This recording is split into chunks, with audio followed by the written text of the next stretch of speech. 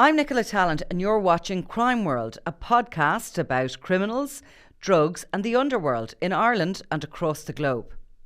Make sure you subscribe to our channel and turn on notifications so you can be the first to watch all our latest episodes.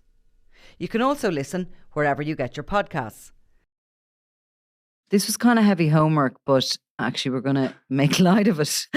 Anyway, it was just a Europol report, which was the European Financial and Economic Crime Threat Assessment. Now, I get these into my email, like all these Europol reports, a lot, and I do try and read them. But this one in particular, I thought we should read and we should try and sort of break it down a little bit and talk about it.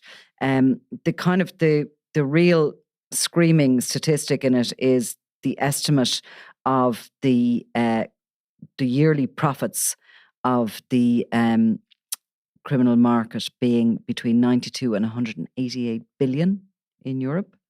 And they do add a little disclaimer saying they can never really be sure of this data and that it could be quite a lot higher. So, what would 188 billion look like in this room? This room wouldn't be big enough, even if you're using 50 euro notes, I don't think. Right. I mean, I don't know.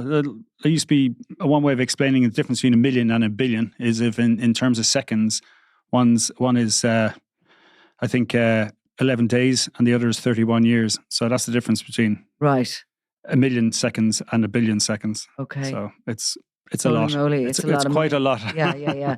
Now, there's a lot of people, as we can see from the report, who are, eating out of that trough. I suppose how they came up with that is that they looked at how much was seized over the course of a year in Europe, and that's between cash and assets. And they sort of said that annually 4.1 billion in around is seized in Europe.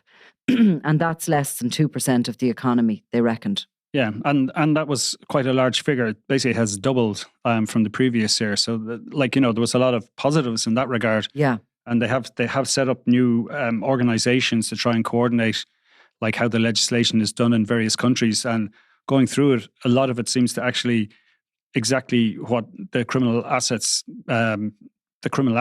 bill has already done in Ireland. I think it's been kind of used as a template, seeing as it has been tested. Because what happens in Europe is they have this current legislation covering freezing and confiscation orders. It's called Regulation 2018-1805. And they're looking to establish... Thank you. I have a note of that. They're looking to establish a single regulation covering freezing and confiscation orders directly applicable in the EU, right? So they have written up this sort of bill on that. And then it's left there and it's up to each individual country to take it on. But Ireland is excluded. And I imagine that's because we are actually already on the playing pitch here because of the Criminal Assets Bureau. And it has been tested. And I think it's the legislation has already been copied. It was certainly, I think the assets recovery in the UK originally was very much based on the early successes of CAB in Ireland. But there is a whole chapter somewhere in the 58-page report saying that about assets recovery, and that it's a huge focus that if you can't catch a criminal gang in action, at least they can do is to prevent them enjoying the spoils of the ill-gotten gains. Deny them the profits. And cash, they said, was the most commonly seized item, followed by bank accounts and cars. Then there's sort of gold, there's shares, and there's yachts. And then virtual currency, which is obviously cryptocurrency, which is referred to quite a lot in this report because this is a real incoming current problem. Yeah, well, not at this stage. It's been around a while, Nicola. I know, but for me it is. But there is one part, as I say, there's so many different kind of cryptocurrencies that some are suspected to have been set up for criminal reasons. Like, for instance, one was just a Ponzi scheme. It was set up just to milk money from people who were silly enough to invest in an untested Bitcoin or Bitcoin type cryptocurrency. There was one crypto platform where there was, I think it's called Bitslato, it's mentioned in this, and there was 2.1 billion of Russian assets that were moved. And this is after the outbreak of the war in Ukraine. And half of that, they estimate, was criminal cash. So that's $1 billion $1 billion euro of criminal cash in one single crypto coin. So right. one that nobody has particularly heard of. So Now, that doesn't exist. You can't touch that. It's not like one giant gold. No, you can't put them in your wallets. It lives in the cloud, like the Lord of the Rings. Yeah, I mean, look, it's a hard concept, I think, to get your head around the idea of cryptocurrency, and to really get quickly boring about it. It's underpinned by a technology called blockchain, which is actually meant to show how you can trail a transaction from one to the other, so you can't be defrauded and it can't be stolen. Mm-hmm. But people haven't been able to figure out, like law enforcement haven't necessarily developed a technology yet to follow that trail without cracking the system first. So at the moment, it is offering anonymity to criminals who want to move cash around. And it's a way of, I suppose, it's easier than loading up a car full of cash and sending it across the border if people are willing you can to imagine accept a lot cryptocurrency. Of criminals, certainly a lot of them I would know, wouldn't really trust that. Well, it's been extremely volatile in the last couple of years, but I'd say some of them made a huge amount of money, and they suspect then that criminal gangs were actually involved in cryptocurrency farming, or certainly in Bitcoin farming, where they were stealing electricity because it used up so much electricity, and you have these rows and rows of computer hard drives, and you're trying to, create your Bitcoin. And of course, Clifton Collins in the west of Ireland was doing exactly that. He was released from prison some time ago and had been caught basically with cannabis. He was caught with some cannabis grow houses, and at the same time the electricity was being pumped into the cannabis grow houses, he was also farming, they call it, the Bitcoin, and had built up a huge amount of currency, had become a little bit paranoid and due to his self-professed cannabis smoking, and had locked the Bitcoin into a digital wallet and lost the code. You remember that story? I certainly do. He wrapped it up and he put it in a fishing rod, went off to prison, and then realised that the farmer who owned the rental house that he was living in had dumped everything and the fishing rod with this code into his digital wallet, which at one point contained Bitcoin worth 100 million. Of course, that was seized by the Exchequer during the Criminal Assets Bureau case, but that fishing rod had gone to the dump and had probably been sent off to China. Never to be seen again, impossible to unlock. And of course, they were waiting for the development of technologies that you could unlock this wallet, this digital wallet. We own it, the taxpayer owns it, is sitting out there in cyberspace with this money in it that's going up and down in value, but nobody can open it. So that's why I wouldn't trust it. I mean, and for many other reasons, but... And that kind of brings us neatly into the part of the report as well, where they talk about the specialists involved now who provide criminal gangs with very specialist services, whether it's to invest in crypto coins, and they essentially act as money laundering brokers.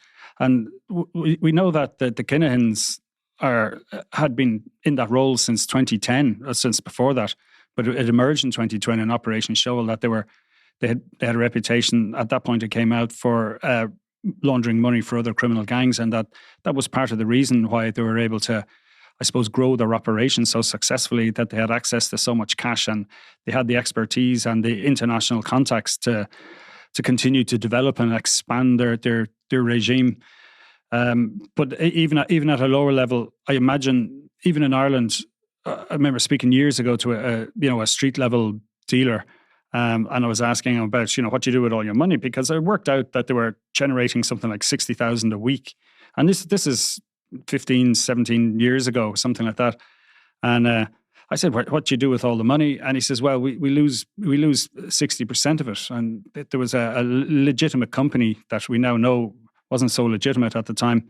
And they were all working as contractors, and they would hand in cash and they'd get back 40% in checks and wages. And that's how they got their money. But they were making so much, they were, That it was okay to walk away with 40. They were happy to walk away with 40. Yeah. Now, they're talking about at the top ends now. Where did the other 60 go? Well, the person laundering it gets to keep it, and it makes it look like they have a very successful business because they're keeping 60%. Or presumably, the street gang who are buying their drugs from someone else, that the launderer is also answering to the same person, so they're getting their own money back to some extent. So I mean, it's the guys at the street end who don't have that level of sophistication, if they don't have access to someone to go further up the chain. And money laundering, of course, is where criminals conceal the illegal origin of their property or their income. There's 3 stages of it, this report says. The first is the placement. The second is the layering. And the third is the integration where it enters the legal economy. Now, that may seem obvious to people, but that's essentially what it is. You're sort of like putting the money in to one end of a machine and it's coming out the other clean. Yeah, and at the top end, as opposed to the street dealers, they're maybe paying 5 to 15% on top of that. And what makes the money sometimes untouchable is the third-party countries, such as the UAE, where money is getting into companies there and is coming back possibly through a whole range of shell companies. And then assets are bought in the West or back in Ireland, whether it's property or a thriving business of some kind. It could be, anything from hotels to bars, anything cash rich, which can continue then to be used in itself as part of the money laundering, or might be just left alone as a legitimate as a legitimate asset that can be sold, or that members of the gang who don't have a criminal record can end up working in or being even given it as a form of payment. COVID sort of forced this unprecedented shift to online in every way for the world, the legitimate world, as well as the underworld. And I suppose it created more of these encrypted messaging apps. The dark net was probably more used. They do sort of touch on that, I think, in the report, but they don't really have any answers to where that's going, other than that when it enters this platform, it's much more difficult to trace. So it's becoming constantly more and more difficult, really, for them to follow the money trail. Yeah, I mean, especially when you have things in third-party countries where you have servers in your computer system that are based in Russia or Libya or wherever, there might be a connection that you can use. It means that's the trail dies there. So I mean, you can track back all you like, but it's essentially a black hole where no information is going to come out of, no actionable information is going to be found. Yet the legislation at the other end, where you see somebody with the wealth, which might be 40% of what they've earned because they've washed it, but nonetheless, they have no obvious or legitimate means to have furnished themselves with these. And we see this all the time in the Criminal Assets Bureau cases. That's where I suppose the legislation comes in, where you have people who are, claiming to the taxman that they're earning 25,000, but they're living in a house where they've just done a renovation worth 600,000 or something like that. And the figures don't add up, and they can't prove where this money came from legitimately. Yeah, but I think it's different though for the criminal gangs at the very top. Yeah. I mean, the shareholders, so to speak, of these corporate entities, which is what they're like. They mimic, I'm sure, the same structures of any large multinational business. And you might be an Italian or you might be Irish, but you have your assets, in Spain or the Canaries or in the Cayman Islands or in Dubai or wherever. And that's where you enjoy your nice lifestyle. You might avoid places where it's hard to kind of explain your wealth. But if you get to the stage where you're running airlines in Africa, or you're running shell companies that are purporting to do something in Dubai, that there's no way of proving that they're not. I mean, who's to say you're not a hugely successful aviation consultant earning 100 million a year? So the legislation in countries is probably having the same effect as when you police a certain area for street dealing and the street dealers just move to another area. You're constantly pushing them further and further into these sort of more lawless societies. The report says there's three things needed for crime to function in society. The first is the capability to launder the money. The second is the sophisticated financial crime ecosystem that exists. And the third is a web of corruptors and the corrupted. And corruption is really also at the heart of this report. I think Europe in particular is waking up to that. We have for a long time been able to look maybe down our noses a little bit on the likes of Mexico and other South and Central American countries where there's a huge amount of corruption. But I think we have more and more realised that, we're very much open to it in richer countries. They said that in the EU, 70% of criminal gangs use basic money laundering techniques, and 60% are using corruption. 60% of criminal gangs operating in Europe are corrupting people. And they talk about the kind of places and the professionals that they are corrupting. And they actually refer to it as a marginal cost, that they're making so much money. I mean, there's one example of a case study, as they call it. They dot through them. They don't mention him by name, but we know it's Johnny Morrissey. Yeah. And just to touch on the corruption part, they suggested that they spent €440,000 were spent on bribes. Now, this is an operation that had done something like 200 million in 18 months. So 440,000 is going to do a lot of I don't know, greasing the wheels of people in low-paid jobs. Now, they talk about the corruption at all levels. One of the interesting stats, which I hadn't seen before, they're talking about the pickers, the people who organise to get the cocaine out of the maritime containers that arrive in Antwerp or in Rotterdam.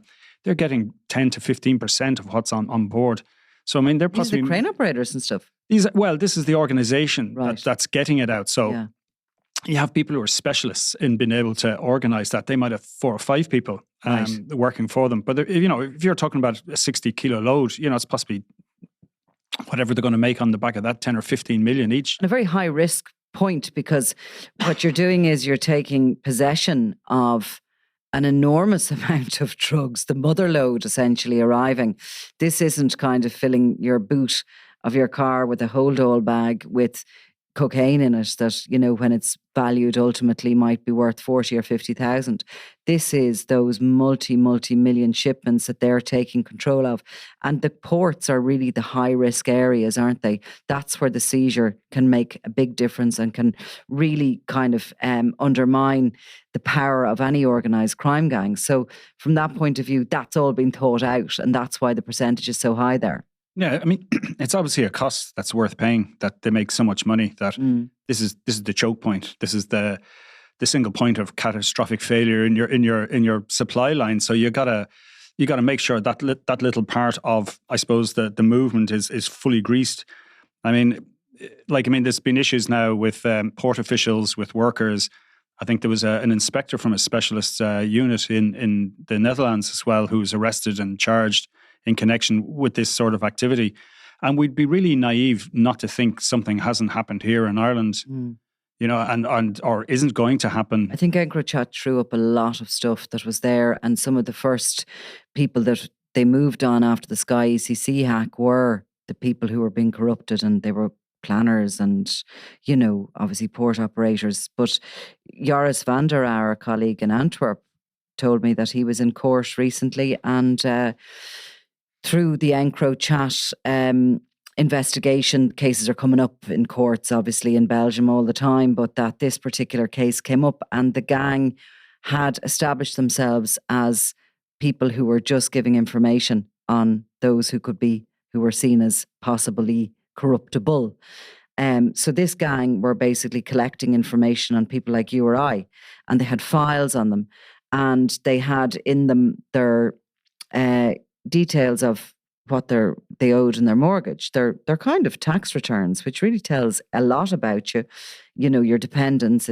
There's a lot of information in that tax returns, which will bring us nicely to Irish revenue shortly. But that this criminal gang, were operating as basically an information supply unit, and they were identifying people who might have had debts, who might have had, addiction issues or whatever, who are working in the legitimate economy.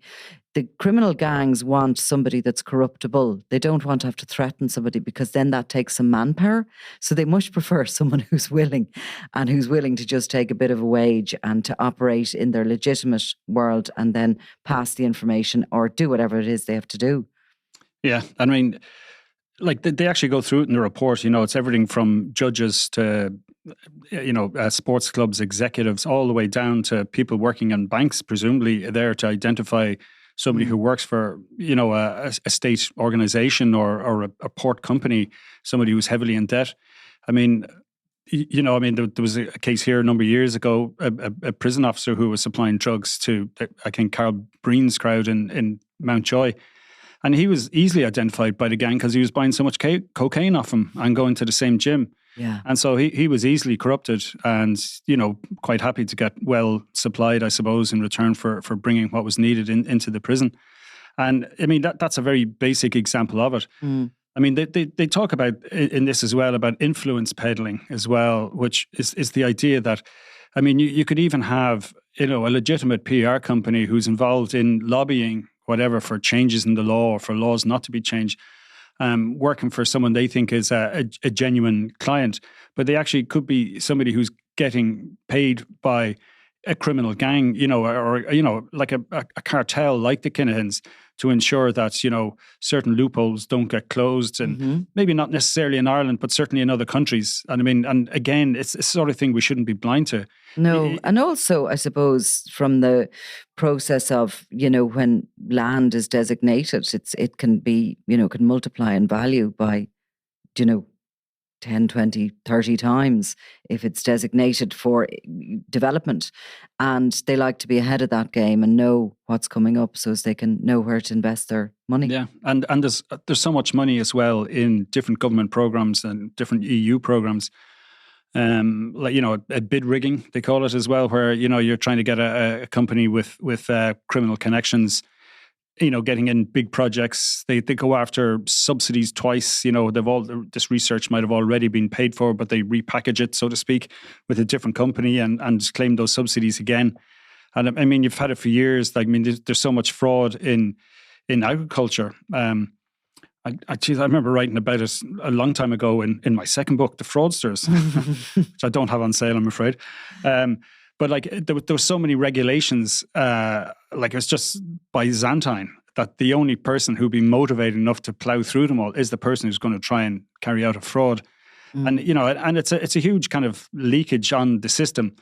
But it's also something that all these criminal gangs do. They're all multi-income stream operations. They're not just cocaine dealers. All their eggs in the one basket. And if you have a guy then who's very good at fiddling the EU sheep headage payments, he's going to be quite good at something else that's going to be useful. And and what does he do with all his money? If he ends up buying cocaine or something, he'd be sucked into something else. And and some of these guys just enjoy it. Some of these men and women, they just enjoy the lifestyle as well, that they're living on the other side of the line. And I think in particular with fraud, as you'd well know, because you've done a lot of work around it, but you do have that sort of personality type that almost the drug is the fraud, is to get the getting one over, the getting one up on somebody else. And, sometimes the amount of work that goes into the actual monetary gain doesn't make any sense, but it's kind of almost like a sort of an ego.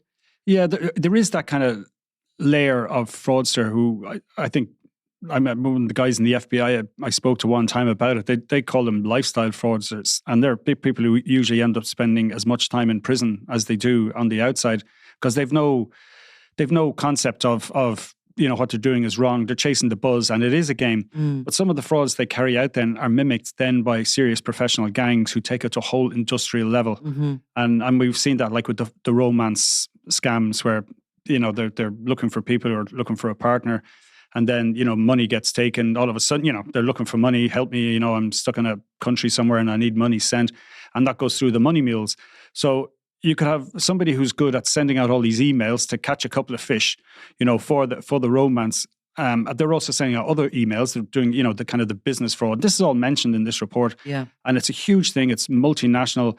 I think there was one they talked about. There was one fraud involving 600 individuals were involved, and it was every single EU country was being used at some point. I mean, they're massive organizations. They're not the lifestyle fraudsters. These are people who they go at it full time. It's their job. They have several employees, and they work hard at it all the time. And it causes huge damage. Like, it causes, mistrust in financial institutions, in people mistrusting each other. And I mean, it has all that kind of form of corruption, has the ability to kind of really corrode society.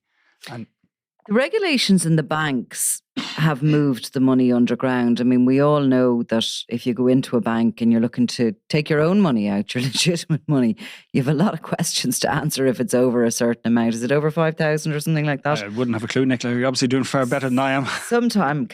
Sometimes you do transactions and you might get a call from your bank asking you about it and what was that for, and these sort of probing questions. And I notice certainly a lot of the older generation find it very irritating and don't like answering. answering any questions. It's all around money laundering. The regulations in the banks, even trying to open an account now, get a Visa card is difficult. But that crackdown in the banking system has driven the dirty money more underground. And the report talks about the hawaladars. Now, they're operating a parallel business, almost like currency exchanges, and they're not physically moving money. They have money in different countries, and you can get a coin basically, or criminal gangs are using them basically. I've never totally fully understood this, but it's what Johnny Morrissey was doing in Spain for the Kinahans. It in particular has come up because it's kind of where the money trail from a lot of the Kinahan money goes, and also the DEA, the Americans have discovered that Hezbollah are all over this and they're getting a cut from it. And it's really, I suppose, why the Americans are at the table at all in regards to the Kinahans. Yeah, look, it's a simple enough thing. And it's it's been used by, the similar system has been used by people involved in tarmacking and home repair scams. I mean, you basically, you want to go to Australia and you want to bring 50 grand of hot money with you. You're not going to stuff it in your sock and hope you don't get caught. You give it to somebody who has relations in the destination where you're going to, and you give them your €50,000, and then when you land in Melbourne or whatever, you knock up on this door and you get your 50 grand back, you minus whatever fees are paid, commission, whatever. Yeah. And that's basically the Halawa system. It's the same. It's the same system, and it's like I suppose it's an honor system. Yeah. And obviously, I'm sure there's times when it breaks down, but generally, it works very effectively, and it's often used by, very ordinary people sometimes for very, legitimate reasons. I mean, again, it's illicit though. It is outside of the banking system, and it's not just that system. We had a case recently in the Criminal Assets Bureau where there's 13 Chinese people that were brought up.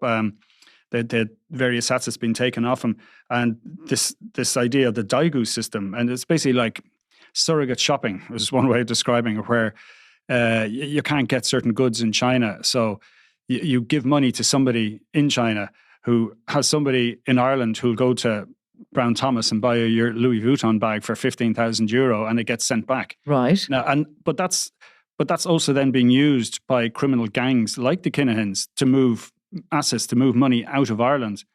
If you get, this is what they were talking about in terms of like, value transfer between jurisdictions. And it's another way of doing it. I mean, again, gold was a big thing. Mm-hmm. Literally physical gold that you converted into cash and then that's smuggled. And they like gold because gold is a kind of constant and, it's never really dropped in value. And it's always seen as a safe haven for cash. I mean, even on international markets, it's, if there's any kind of volatility economically anywhere, generally, if oil goes down, gold goes up, and once the economy is going slowing, like I suppose it's the safest place to leave your money. I mean, they always say as safe as houses, but it's really as safe as gold. Indeed. Cash couriers are still widespread, and the report cites how since the invasion by Russia of Ukraine, that Russian money has had to sort of travel over land because of the flying routes aren't available for them anymore. And they have discovered some of those routes for the money. Money mules are being used. We've seen an ad recently, I think, a campaign by students' unions here in Ireland in Trinity College and maybe in UCD, warning students not to be used as money mules. This is where, I suppose, legitimate bank customers are being used to move dirty money, and they're getting a cut. Yeah, and often they don't even get it, some of these kids. There was an interesting case, I think, about 2 years ago. I did it down. It was in Naas Circuit Court, and it was a couple who had something like €132,000 stolen. And this would kind of bring in two separate ideas. Like this was, basically a business intercept fraud, which they talk about as in this report as well. But this is a very good example that they were to send the money to their solicitor. But what wasn't known was that this gang had already hacked the solicitor's email and were waiting for this type of email, and then sent back when they saw this email, they immediately sent back, sorry, we have a problem. You need to send it to this account instead. And it looked like the right one. It went straight into that bogus bank account and then straight out to eight other accounts, including two young fellas from Tala. And they were caught, and they're the guys that we were writing about and they were photographed and they were the guys in the Sunday World. And on the other side of it then is that couple never saw that 132,000 again. I mean, the woman gave a really emotional, victim impact statements, like it put their marriage under terrible pressure, waking up at night thinking, how could I have been so stupid? But they weren't stupid. They fell victim to a really sophisticated scam. And that's been replicated dozens and dozens and dozens of times, like every day across the European Union, which is, a huge block of 300 million plus people. Some of these people are willingly allowing their accounts to be used. There could be people vulnerable in financial need. Students obviously are always in financial need. They're recruited through social media, and it's sort of sold to them as it's not really harming anyone. Or they're even approached. I mean, in the case I'm talking about, they were literally, they were approached by a third party, and one of them was basically frog matched to the ATM to get the money out, and he didn't get any of the money he was promised, which is another side of it, because you actually are meeting kind of a hard edge of a particular gang. I know our colleague Ken Foy has written about the Black Axe, and that's the type of fraud that they're involved in. And Ireland is just, one of another territory where they're operating. It's nothing special. And it's amazing how, so much of this stuff, I mean, years ago, reading Europol reports about, organ trafficking or stuff like that, you'd think, oh, that'll never happen here. We've had our first report of that just this week, that, that people were being trafficked for, organ removal, being trafficked to Ireland. So, it just shows you how, I suppose, widespread or how these gangs operate. Anymore. They're global organizations, and that all of this stuff, I mean, when they talk about all the value transfer systems, we're able to come up with examples where it's happened here. I mean, even the case studies are directly linked to some of the criminals here, and this is a European report, and they're picking out our guys. We seem to be sort of punching above our weight and all this. I think sometimes I feel uncomfortable about that. It'd be great if I could only do it at football. Obviously, the misuse of legal businesses is high up there in the way that the regulations of banks have moved that money underground. And they describe some of the kind of businesses that are used to launder money: bars, restaurants, grocery. It's pretty much everything. Criminals like the construction industry because it's always in growth. They like the motor industry because there's such vast amounts of money's paid for a car. Jewellery, it's the same thing. Tobacco, I suppose they're also smuggling it. So they like a bit of that. So there's these sort of multiple types of businesses that are being used, and they're kind of cash businesses, a lot of them, like the bars and you could put through a big bill on, if you had a party one night in a bar, you could put through a bill of, up to 100,000 for the food and drinks that doesn't ever actually there's no go down anyone's throats. Unless somebody goes and gets the CCTV or is standing outside counting people going in and out, it's difficult to prove. Exactly.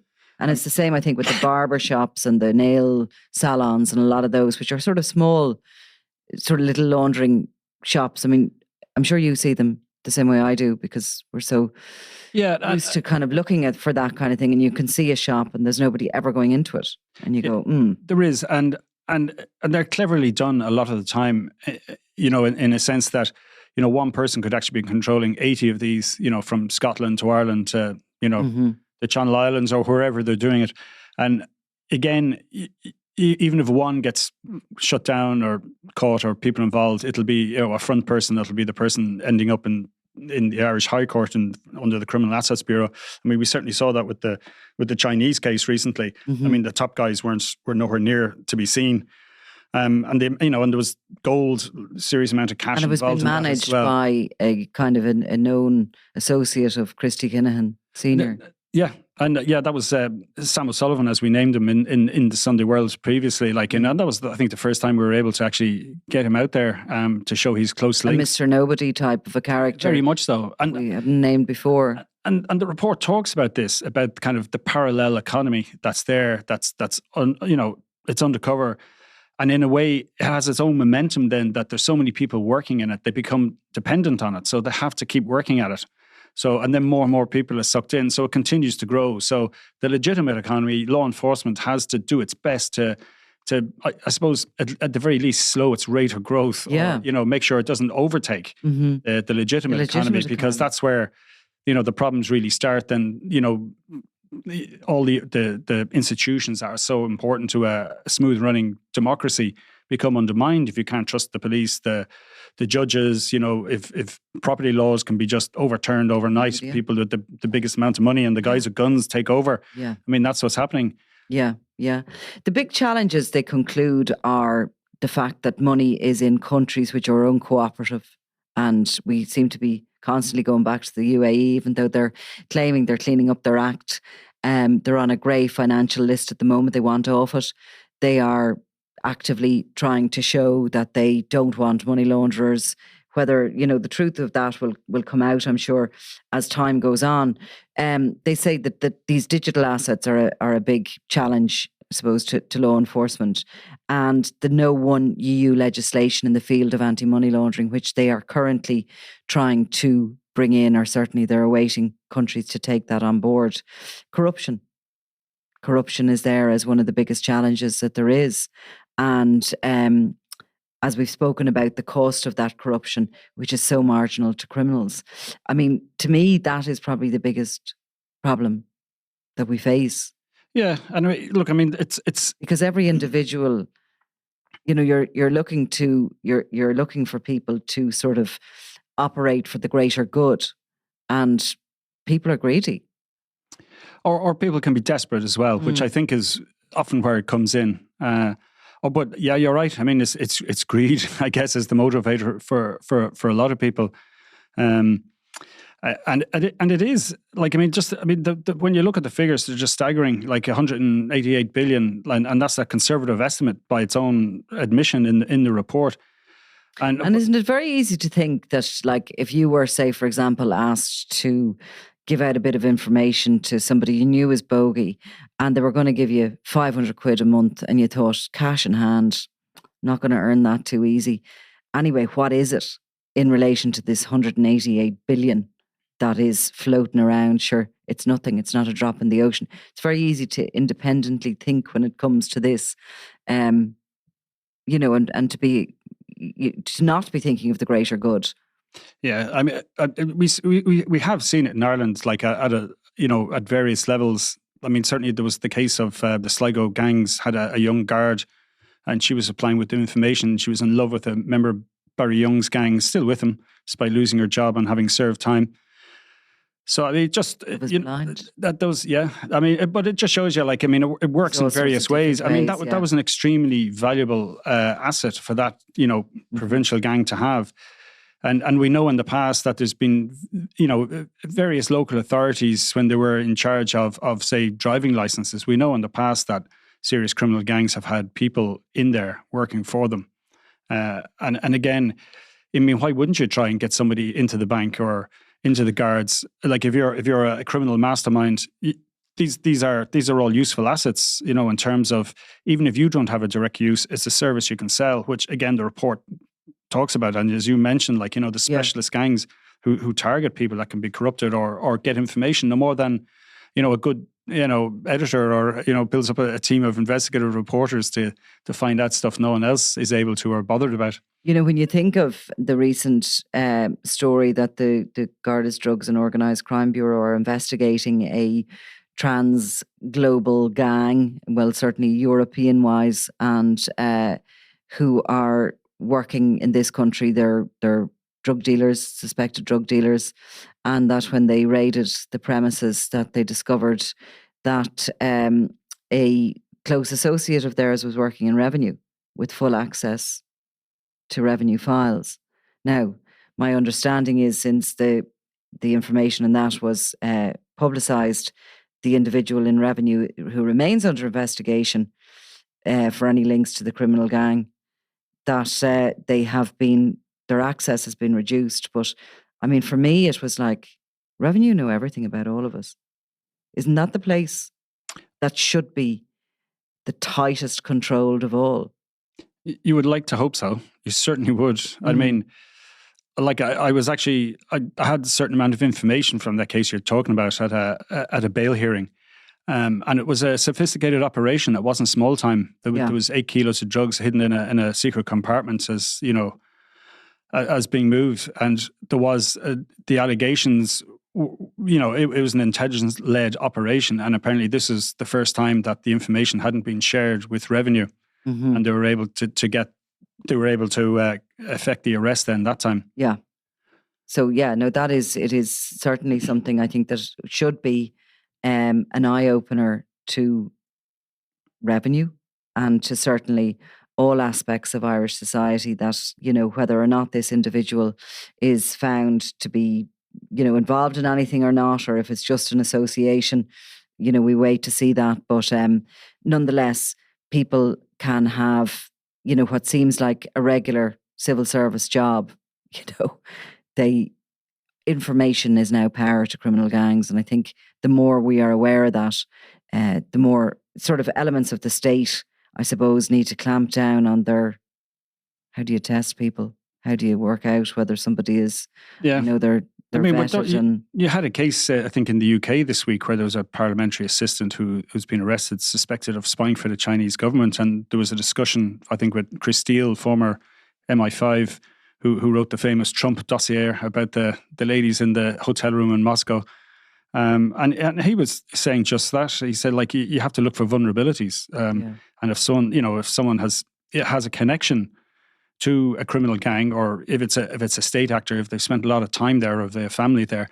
But if you have someone who is connected to a criminal gang and they do seem to have vulnerabilities, I mean, they're clearly people that, unfortunately can't be employed in sensitive areas. I think and there's so many sensitive about jobs. Yeah, I mean, look, there's been over the years, certainly, there was a high-profile case recently of a relatively high-ranking guard who was caught with a large amount of cannabis. Previously there was people that were, I remember one particular case. It was an officer with an alcohol problem who was doing passport forms for the IRA. That's going back a good while since. There's been other people charged since, with accepting money, there's been other cases involving, filling out insurance accidents, and that case was actually linked to people linked to the real IRA. So I mean, it shows you, like we haven't been free of corruption, but I mean, it's certainly not endemic, not like it is in some countries. I mean, Ireland is relatively corruption free. It's not a point where you have to compare it globally. Yeah, you don't have to pay the doorman in a government institution just to get into the queue, and then you don't have to pay someone to get to the right counter, and you don't have to pay the person on the other side of the counter to fill in to give you the form, and then pay someone else to hand in the filled in form to, which happens in some countries. And that's the way it works. And yet there's small bribes, and it's how they all top up their salaries, and it's accepted. But I mean, we're a long, long way from that. I mean, Transparency International, I think, usually has Ireland somewhere in the top 10. I think 12 was our lowest, I think, in a while. Yeah. No, I think we're doing quite well. And I think the fact that we are obviously already at the table with a lot of the money laundering thing is great news, because we're usually kind of behind the curve, but certainly Europe-wise we are. But I mean, these reports are really warning us of what's to come. And I think that whatever way you look at it, the 60% of crime gangs using corruption as a means of operating is huge and growing. And it's something that we can't take the eye off the ball for. And the slew of cocaine coming this way is only getting bigger. I think there was a 60% increase in cocoa production in South America this year. So it's not going to get quieter anytime soon. I'm telling you, it's the other climate change, isn't it? It's the exact same sort of scenario. We're sort of blindly going to some place where we don't really know what that's going to look like with all the cocaine. Yeah. Okay, Eamon, thank you very much. Thanks again, Nicola.